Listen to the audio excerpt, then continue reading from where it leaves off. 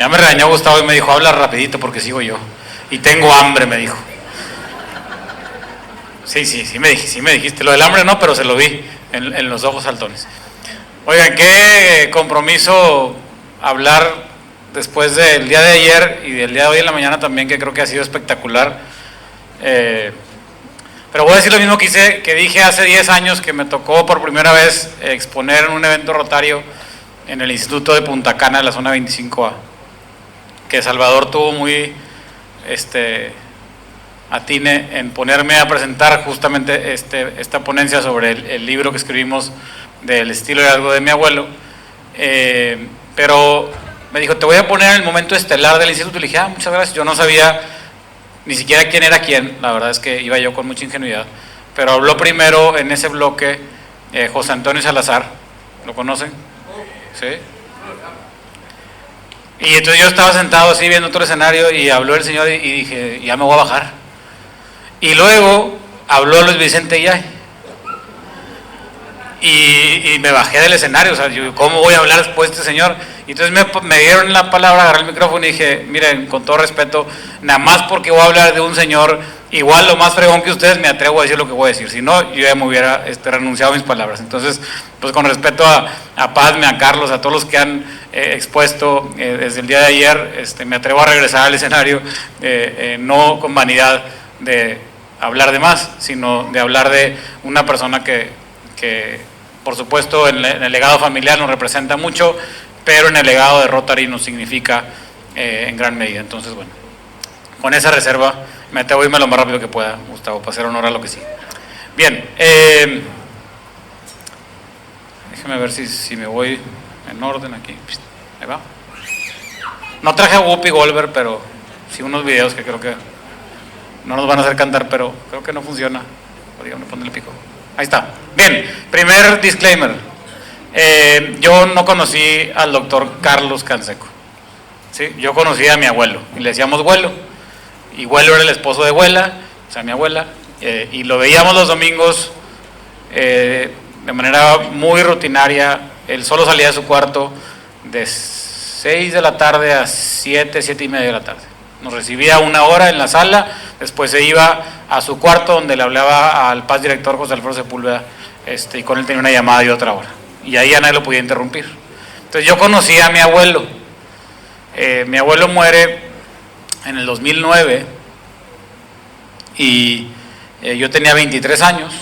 Estuvo 2 años aproximadamente en cuidados intensivos por diferentes complicaciones que iniciaron con una isquemia o pequeña embolia y luego evolucionó, detectó un cáncer de colon y entró a cirugía y bueno, de ahí estuvo internado con algunas complicaciones que lo mantuvieron ahí. Estuvo en el hospital universitario donde él fue pues muchos años docente y líder y creó muchas cosas, y ahí tenían el compromiso pues no dejarlo morir, y la verdad es que creo que le dieron las mejores atenciones del mundo y le permitió en esos 2 años despedirse de muchas personas. Mi abuelo estaba, según entendemos, bastante lúcido, sin poder hablar porque un tiempo estuvo entubado, ¿no? Pero esos 2 años pasaron por el hospital universitario cuantas personalidades se pueden imaginar.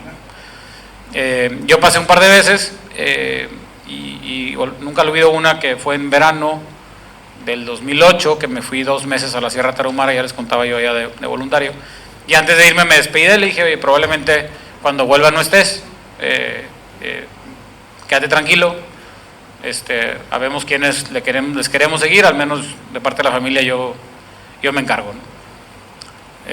Mi abuelo murió más o menos 6 meses después, murió en enero del 2009 y yo me quedé como con este compromiso, ¿no? Pero la verdad es que poco tiempo después me di cuenta que pues no alcancé a preguntarme o a preguntarle, ¿no? Y yo me encargo, pero pásame el instructivo, o sea, pues no está tan sencillo seguirte la huella si no dijiste por dónde. Y entonces, un poco motivado por eso, en el 2000, no sé a dónde le estoy picando, pero creo que no funciona, ahí está. Ahí. En el 2014, Salvador Rizo, que es ahora nuestro director de zona 25A, 25B, 29, me dijo, vente, te invito a Rotarios. Y yo decía, pues no sé si quiero entrar porque pues ahí tiene su lugar mi abuelo. No, vente, yo te invito. Y Y entré, la verdad, no les voy a mentir, con la excusa de encontrarme al doctor Carlos Canseco, no a mi abuelo, seguro sí lo conocí. Luego le reproché a Salvador de que no me explicó todo lo que eran los rotarios antes de invitarme a ser rotario, porque me inmaculó. Ya no pude ir yo a Pecas Pro Paz, no me pude ir de intercambio, no, yo ya era rotario, a mí me tocaba ponerle para que otros se fueran. Pero lo que sí hice, pues sí, la verdad es que a todos aquellos que todavía no son rotarios, primero vayan a estudiar, aprovechen una beca antes de meterse. El caso es que, bueno, yo me hice rotario ahí y empecé un ejercicio muy interesante y acompañado de muchas personas de encontrarme con el doctor, con el presidente, con Carlos, ¿no? con esta persona que para mí era una imagen, ¿no? que recibíamos de pronto en algunas conversaciones.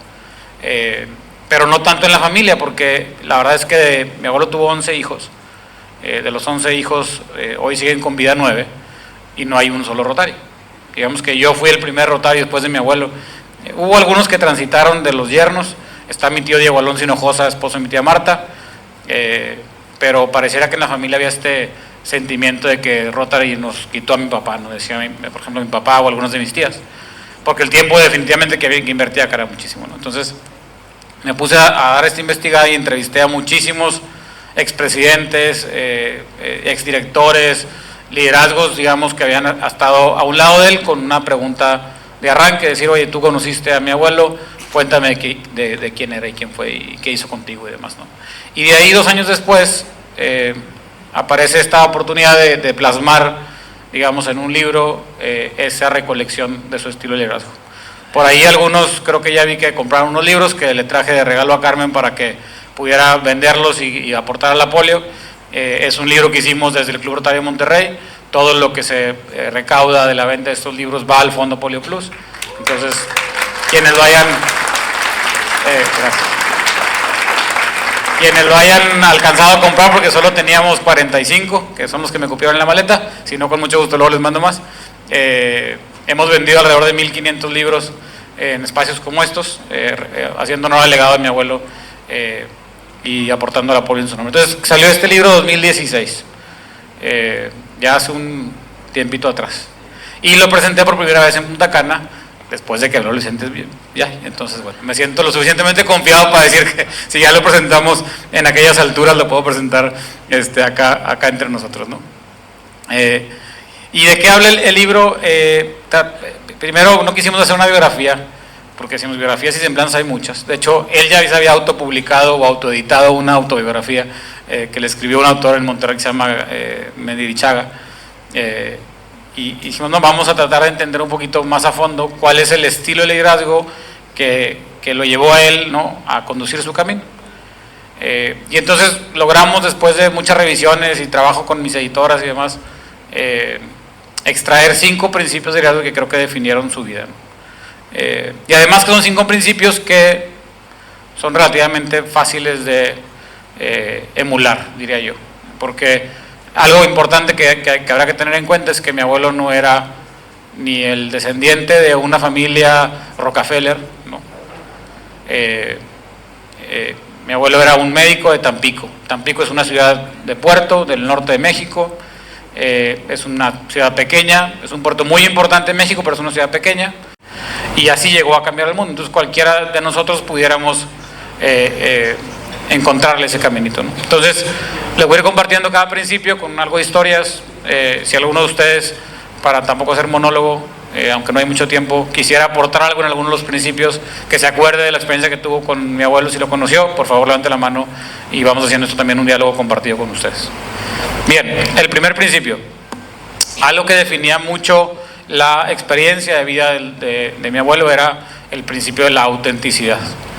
Quienes lo conocieron se acordarán que tenía un estilo muy particular, muy de él, con mucha elegancia, con mucha formalidad, pero era una persona auténtica, genuina. No era una persona que se montaba en un disfraz para tratar de complacerte, era una persona que te ofrecía quién era. Y si no te gustaba y si no te parecía, pues te decía con permiso, encontrar a alguien más. Decía Gilberto Allen, también paz gobernador de nuestro distrito, que mi abuelo se conocía y se quería tanto que sabía que se tenía que compartir con el mundo, y sabía que el mundo era muy grande. Y entonces una historia interesante de un momento creo que clave en su vida fue que fue la relación con su padre. Mi abuelo es el mayor de su casa, por ello lleva el nombre de Carlos, igual que mi bisabuelo Carlos. Mi bisabuelo también médico, casado con una hija de un expresidente interino en México de la época del Porfiriato. Ahí les encargo el calibre de mi bisabuela. Pero viven en Tampico y mi bisabuelo se convierte en el médico de Tampico. El hospital civil de la ciudad lleva el nombre de mi bisabuelo, también Carlos Canseco.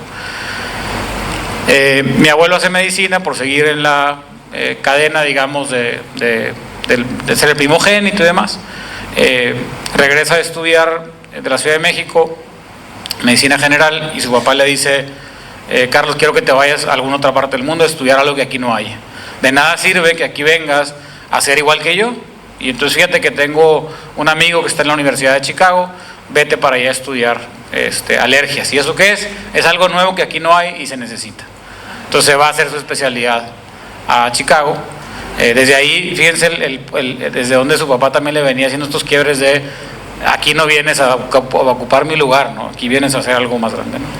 Y entonces lo manda a estudiar alergias y regresa con la ilusión de poder dedicarse a la medicina junto con su papá, y su papá muere a los pocos meses de un infarto. Cuentan una historia muy interesante y emotiva del día de su muerte, que cuando estaban en la iglesia había muchísima gente del pueblo y se acercaron unas personas a decirle a mi abuelo: ¿le podemos pedir un favor? Y que mi abuelo pensó que pues seguramente su papá ayudaba a mucha gente y le iban a pedir dinero o algo, ¿no? Y les dijo: ahora no, disculpen, pero no, por favor, le queremos pedir un favor. Bueno, dígame, ¿podemos cargar en hombros a su padre de aquí al panteón? Porque su padre para nosotros fue el médico que nos acompañó toda la vida. Entonces, que para él fue tan impactante ese momento donde toda la gente de la comunidad cargó a su padre hasta el panteón, que al parecer ahí entendió que no le tocaba quedarse en Tampico. Y entonces se va a vivir a Monterrey. En paralelo hay otra historia, que es que ya traía a mi abuela medio comprometida, mi abuela de Monterrey. Entonces deja Tampico y se va a Monterrey, y desde Monterrey empieza una historia de desarrollo y de crecimiento muy grande, siempre respetando el lugar que tenía su padre en Tampico, pero él compartiéndose con el mundo. Entonces, una parte importante de la autenticidad que pareciera perfilar desde el estilo de liderazgo del doctor Canseco es este hambre por el autoconocimiento, y esta claridad de decir: una vez que me conozco y sé lo que soy y lo que tengo para dar y para compartir, tengo que salir al mundo a ver en dónde sirvo. Porque si me quedo en el lugar de origen, si me quedo en mi primer núcleo, probablemente me quede muy corto, ¿no? Entonces, primer punto importante del liderazgo, la autenticidad. Y no es solo es ponernos, digamos, la autenticidad no es aquel que se viste de manera muy disruptiva, ¿no? Es el que sabe quién es, y entonces de ahí actúa persiguiendo o compartiendo esa verdad. ¿Vamos bien? ¿Autenticidad? Bien, vamos al segundo. El segundo principio que fue un patrón muy constante en su vida fue la creatividad. Y la creatividad no vista como aquel que es muy bueno para hacer un dibujo, para pintar un cuadro, sino la creatividad como aquel que no descansa en seguir creando y creando y creando y creando y creando. Me decía un past president: tu abuelo se creaba y se construía a sí mismo cada que hacía algo nuevo. Y cualquiera pudiera pensar que mi abuelo pasó la vida estudiando la poli, pero la verdad es que no. Mi abuelo fue médico y sí, de alergias, y estudió la salud pública, fue una de sus pasiones, pero se la pasó creando instituciones, plataformas y herramientas. Así como creó en la salud, por ejemplo, la Facultad de Salud Pública y Nutrición en la Universidad Autónoma de Nuevo León, en la Cátedra de Alergias, creó institutos, creó plataformas, creó programas en la televisión, de radio, fue torero, sabía como 5 o 6 idiomas, o sea, en verdad fue socio de Arca Continental, una de las principales distribuidoras de la Coca-Cola en Latinoamérica. Es decir, no descansaba en crear porque sabía que desde quién él era tenía este talento creativo.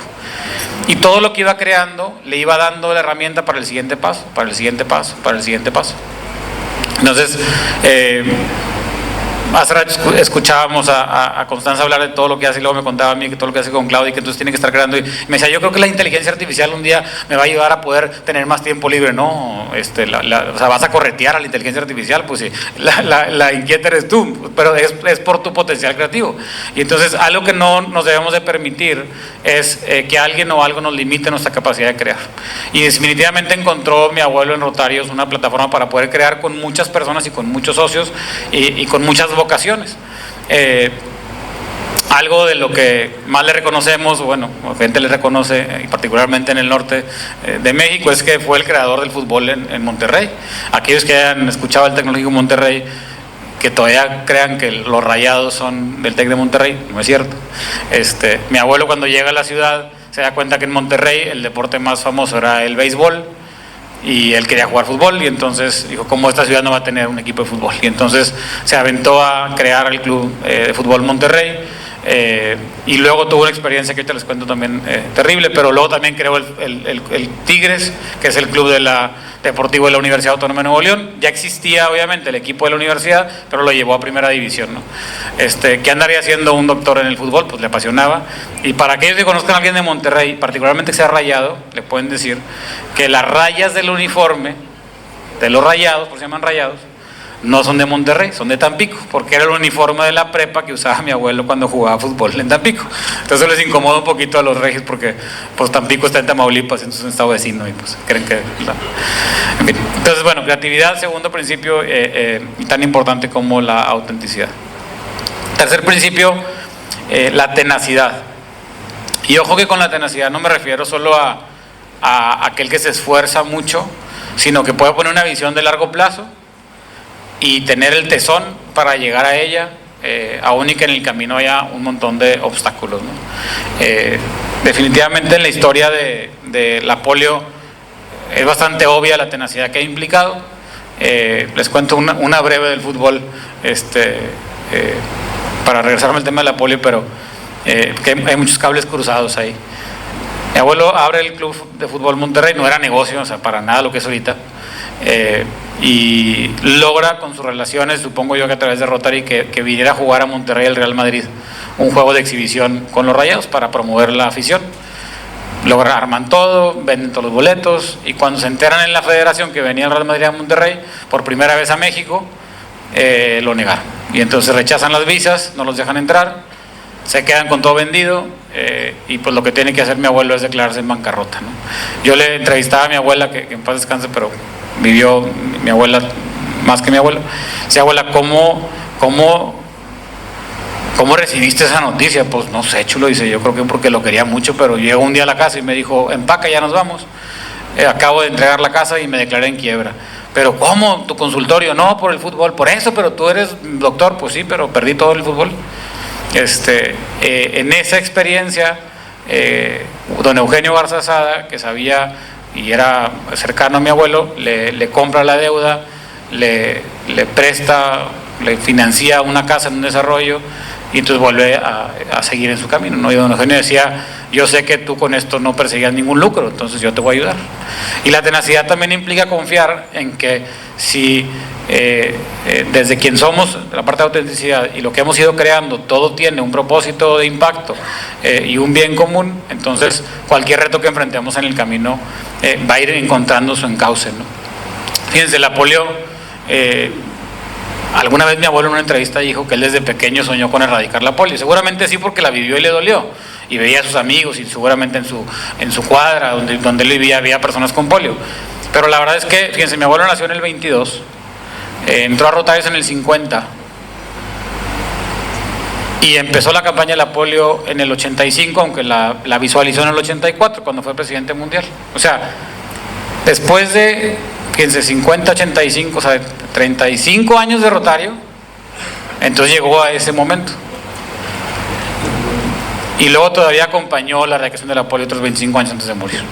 O sea, no fue una carrera ni que llegó temprano, y que duró bastante, pero ya era una etapa adelantada de su vida. Yo le pregunté a Gary Wang, también expresidente de Rotary, yo tenía 23, 24 años cuando lo entrevisté, y le decía, oye, Gary, estoy muy preocupado porque mucha gente me dice no, qué responsabilidad de cargar con el legado de tu abuelo, entonces yo tengo que contestarle, sí, pero yo voy a erradicar otra cosa, no sé, ¿qué les contesto, no? Y Gary me dijo, ¿alguno de ustedes conoció a Gary Wang? Sí, ¿y se acuerdan de la película de Karate Kid? Yo hace cuenta que estaba viendo a Mr. Miyagi, ¿verdad? O sea, y muy a su estilo, y en inglés me dice, escúchame, juega tu rol, haz tu trabajo, y cuando llegue el momento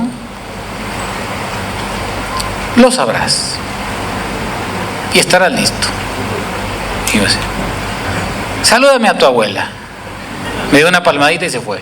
Me dejó ahí parado donde lo estaba entrevistando. O sea, él cerró la entrevista diciendo, ubícate, güey, eres el nieto de tu abuela ahorita, o sea, relájate. Y claro que después de esa entrevista y todo ese proceso del libro, entendí, me di cuenta que no tenía que contestar esa respuesta, tenía que hacer mi trabajo, jugar mi rol, entonces me llegaría el momento. Y la tenacidad es parte de eso, es saber que tu momento gigantesco va a llegar cuando eso sea necesario, pero el de ahorita ya es igual de importante y relevante. Haz tu chamba aunque seas macero, sargento de armas. No, qué poquito es. Cuando mi abuelo dejó de ser presidente mundial, regresó al club y pidió ser macero, porque quería regresar a ese momento donde recibía en la puerta a todos los que entraban. Entonces el rol que tengas es relevante y te irá construyendo, ¿no? El cuarto principio es el de la complicidad. Y fíjense, este es uno de los más relevantes y retadores a la vez. Y para hacerte sentir tan importante y tan cercano a él, que entonces te conviertes en su cómplice, y así como hay cómplices para el mal, pues hagamos cómplices para el bien. Entonces, nos va a compartir este video que no es de Wookie Wolver, pero sí es de la voz de él, de lo relevante que es este concepto particularmente dentro de nuestra organización. Pónganle play allá porque a lo mejor si le pico yo algo pasa ahí. ¿Le puede? De no haberse puesto en marcha el programa mexicano, le sigo llamando mexicano, es y fue y será mexicano, habría en este momento en el mundo más de 20 millones de personas incapacitadas por esta enfermedad. Yo me pongo a pensar cómo hemos podido en 20 años lograr lo que hemos logrado. Porque la vacuna la tenían desde 25 años antes las organizaciones internacionales. Vacunaban así en forma horizontal, libre demanda. Yo tengo un niño, va a llevarlo al centro de salud. Y el programa mexicano, los días nacionales de inmunización, fueron los que cambiaron este panorama. Pero la organización no creía en nosotros. ¿Cómo van ustedes a movilizar gente para lograr la inmunización? Pues ¿cómo? Nosotros somos más de 1 millón, tenemos empleados, tenemos amigos, y hemos movilizado en los últimos 20 años 2.000 millones de personas que han administrado la vacuna en 152 países. No hay dinero en el mundo para pagar un esfuerzo de esa magnitud.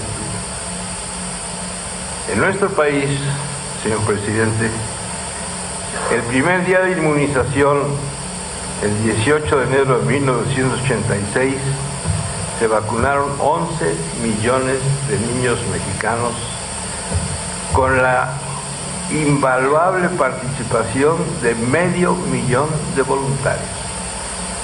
Y volvemos al ejemplo. Es la movilización social, señor presidente, la que le puede dar a un programa, el que sea, la alfabetización, la nutrición, el que usted guste, requiere de movilización social, requiere de convencimiento de la comunidad de que lo que estamos haciendo es en favor de ellos, no en favor de unos cuantos que pueden sacar algún lucro de él. Todos los que hemos trabajado en este programa hemos sido voluntarios. Ninguno hemos recibido un centavo por participar.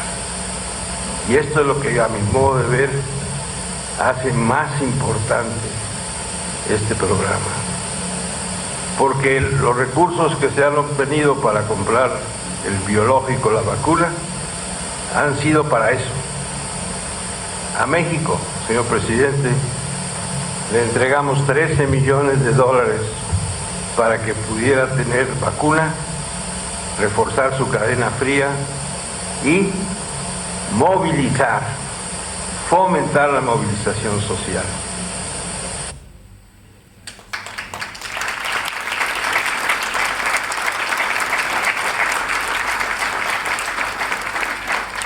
Es bueno que el video termina con la cara del presidente diciendo, ya te entendí, ya no me regañes, porque se lo dejó muy claro. O sea, te dimos el dinero, pero no te lo dimos para que, o sea, te lo dimos para movilizar. Y eso es lo que hacemos como organización. Y eso solo se hace si tenemos los suficientes cómplices como para que estén convencidos de que lo que estamos haciendo es en beneficio de todos y no solo por seguir el liderazgo de una persona, ¿no? Entonces, tenacidad. Bien, y el último principio, y tal vez el más, ahí está, el más etéreo, al mismo tiempo difícil, pero diría yo, poderoso, es el principio de la libertad. Nada de lo que hacemos es para nosotros. Todo lo que hacemos es para dejarlo.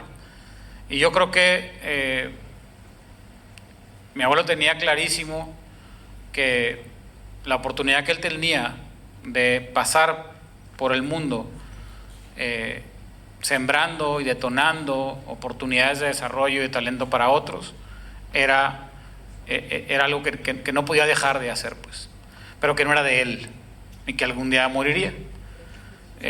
Mi papá me preguntó una vez, yo le decía a mi papá que por qué no moría, que por qué mi abuelo seguía en el hospital, o sea, se va a recuperar, y me decía, no, es que tu abuelo cree que es inmortal. Y la verdad es que sí lo creía, yo creo, en algún momento, pero creo que estos 2 años que estuvo en cuidados intensivos lo llevaron a él, nos llevaron a muchos de nosotros a entender que no era inmortal, que era eterno. Y la eternidad no se obtiene a través de el mantenernos con vida mucho tiempo, sino en asegurarnos de que la vida que hayamos vivido haya despertado suficiente vida en otros, aun y cuando esos otros poco sepan nuestro nombre, quiénes fuimos, o si acaso se acuerden en qué momento con una gotita les dimos la oportunidad de tener una vida libre de polio, ¿no? Pero bueno, un poco en conclusión de estos 5 principios que empezamos: autenticidad, creatividad, tenacidad, complicidad y libertad.